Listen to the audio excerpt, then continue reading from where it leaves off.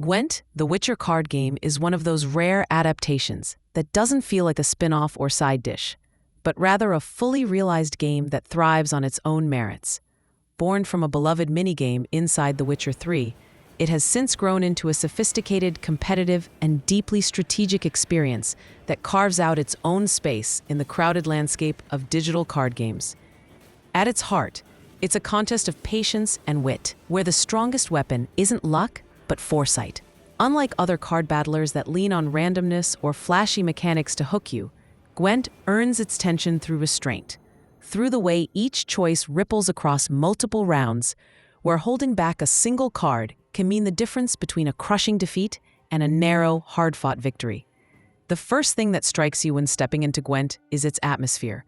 The presentation is sharp and confident, draped in the dark fantasy aesthetic of the Witcher universe. Each card feels like a fragment of lore, meticulously illustrated characters, creatures, and spells that carry the same grit and melancholy the series is known for. Placing a card down doesn't just feel like a move on a board.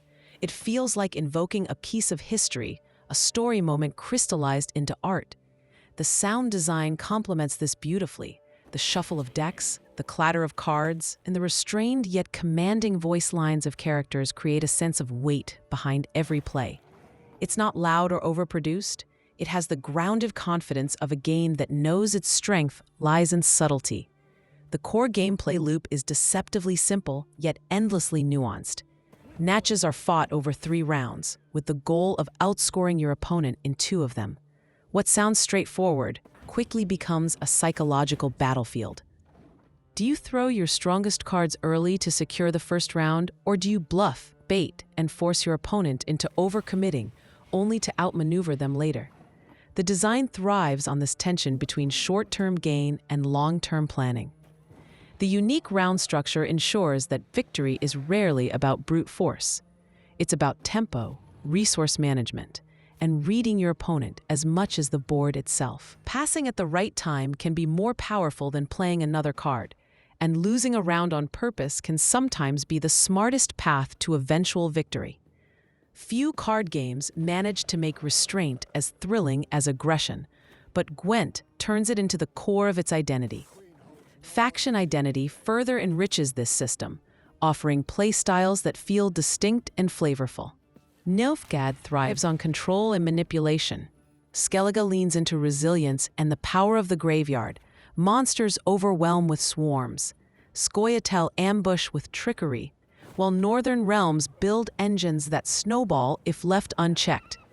Each faction isn't just a cosmetic skin. It's a strategic philosophy, and learning to master one feels like learning a new language of warfare. The satisfaction of discovering synergies, chaining abilities, and baiting your opponent into traps is what keeps the game endlessly replayable. Deck building isn't just about collecting the strongest cards. It's about shaping a weapon that reflects your style of play, whether you prefer slow burns, explosive tempo swings, or relentless pressure. Progression ties this all together with a balance of generosity and challenge. The gacha-style economy is present. You'll open KEDs to collect new cards, but the game avoids feeling predatory, offering daily rewards, challenges, and events that ensure steady growth without demanding constant spending. The reward track is cleverly tied to the Witcher universe itself, letting you unlock cosmetics and resources as you wander across maps themed after familiar locations. For invested players, it's satisfying to see your deck grow stronger and more versatile over time, while still demanding that you refine your skill, not just your collection. A powerful deck helps, but it doesn't guarantee victory. Strategy remains king. Narratively, Gwent doesn't lean on a traditional story campaign in the main client, but the spirit of The Witcher is alive in the characters, voice lines, and card interactions. There's a lived-in texture to the world that comes across even in the smallest details. How a Skellige warrior roars into play, or how a Nilfgaardian spy whispers his schemes. For those who explored Thronebreaker: The Witcher Tales, the single-player spin-off, you know how much storytelling potential Gwent can carry. Even without that, the competitive format thrives on its identity as a Witcher-born game that understands tone and atmosphere as much as mechanics. Of course, ambition comes with drawbacks. The learning curve is steep, and newcomers may feel overwhelmed juggling faction identities, resource management, and bluffing tactics all at once. The depth that makes Gwent rewarding also makes it intimidating. This is not a game where luck can carry you far.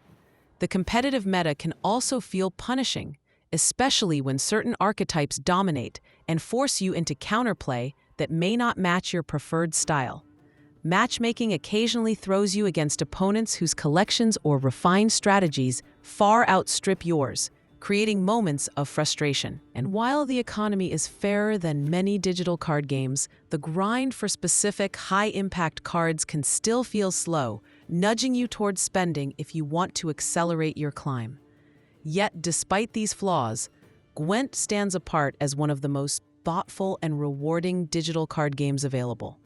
It's a game that thrives not on spectacle, but on tension, on the thrill of making the perfect read, of passing at just the right moment, of seeing your opponent fall into a trap you set 3 turns earlier.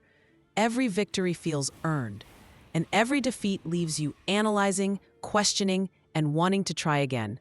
It's elegant without being shallow, complex without being bloated, and competitive without being joyless. Where many card games settle for spectacle, Gwent leans into restraint, wit, and the beauty of psychological warfare. It's not a distraction, it's a duel of minds wrapped in the dark fantasy elegance of the Witcher universe. And for those willing to embrace its depth, it offers an experience as satisfying as any full-fledged RPG battle. That's all for today's review. We hope you enjoyed it. Don't forget to hit that like button, subscribe for more. And we'll see you in the next one.